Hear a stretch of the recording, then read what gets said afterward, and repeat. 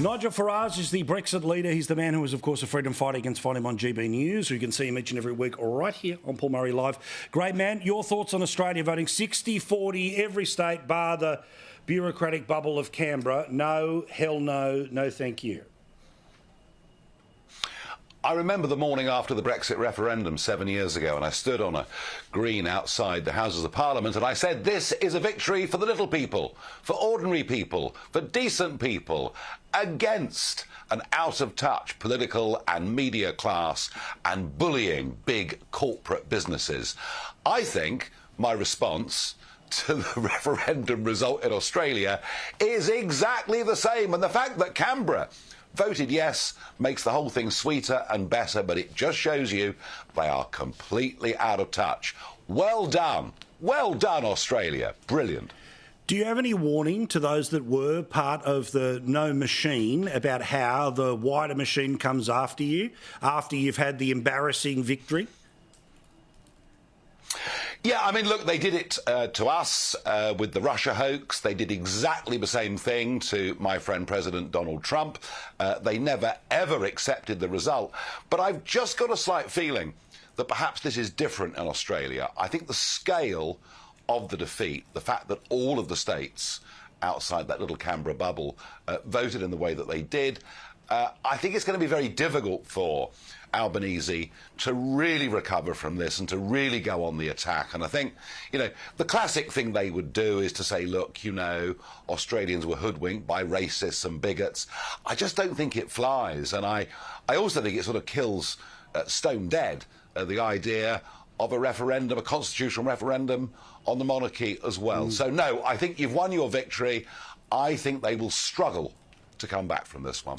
All right, let's talk about Israel. So much happening, everything from Iran saying that as soon as tonight they may well end up doing something in a preemptive fashion, people stuck in Gaza, more information coming out about what actually happened in Israel, and Joe Biden heading in the next couple of days. Yes, I mean, Joe Biden's position is very odd, isn't it? You know, strong speeches now in support of Israel and their right to defend themselves, and yet it's Joe Biden who, as Vice President of America, was part of the Iran deal, which freed up tens of billions of dollars for Iran on a promise they would not pursue the nuclear program. And what did they do? They pursued the nuclear program and had the cash to fund Hamas and Hezbollah. So I have to say, I do find the Biden visit, you know, if you drill down into it, really somewhat contradictory. As far as the situation on the ground is concerned, look, you know, we all know what's happening in Gaza is very, very bleak. But I think we have to recognise that Hamas are ISIS. They're one and the same thing. And when you get the noises coming from Iran, when you see strikes now coming out of Lebanon, when you see problems reoccurring on the West Bank, you know, you realise that basically Israel is now in an existential fight for its very future, surrounded by people who hate not just the state of Israel, but actually the religion of the Jews. This is a very, very bleak situation that Israel finds itself in.